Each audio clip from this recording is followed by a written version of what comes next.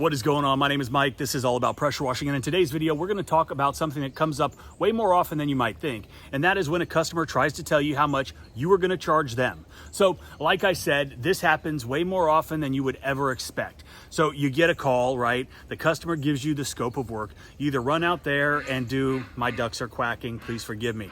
And you either run out there, take a look at it in person, or maybe you give a quick estimate using Quote IQ.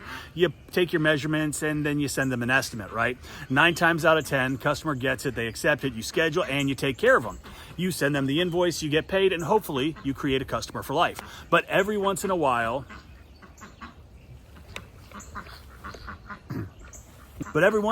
you get a little pushback questioning your price. Through their infinite knowledge of your business, your equipment, your capabilities, your overhead, as well as their in-depth experience in exterior cleaning, the wisdom that they've acquired that allows them to tell you what they think you should charge them for a specific task. Clearly, this is not how it works, at least not in my business. And for that reason, I'm going to share with you an interaction that I recently had with a customer.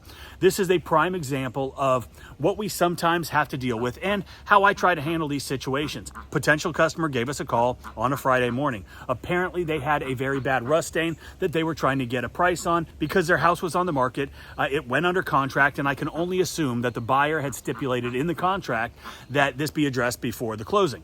Now, these kind of stains are very common in our area. The ground is rich with iron, and we have had one of the wettest summers in what they say the past 30 years or so. So every sidewalk is covered with these horrible rust stains. Bad for the homeowner, great for us.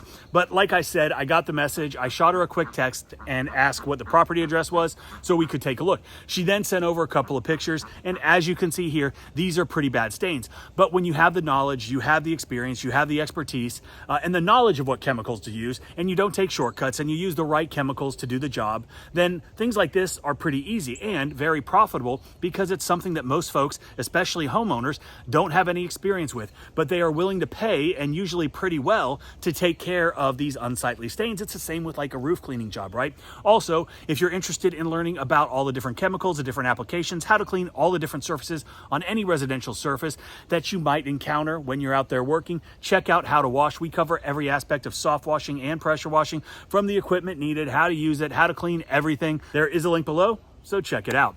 Okay, so customer satisfaction is unbelievably important. And like with any bad stain, it's really important to set customer expectations from the get-go. And that's what I did. I didn't want to give any false impression or overpromise that we're going to be able to make the concrete look brand new again. And as you can see, that's basically what I told her in my message. Next is where she determined that because it wasn't a very long stain, that it would only take us an hour or so. Not sure what she's basing this on, because I think the time frame was a little bit overstated because it only took about 20 minutes. But regardless, she did not like my price. She told me that it wasn't a big project, insinuating that I should charge her less. So politely and professionally, I explained to her that the cost is based on the end result, which is the removal of the rust stain, and not the time it takes for us to complete the job. Utilizing the proper chemicals to mitigate the appearance as much as possible is our goal. And there is a cost associated with that goal.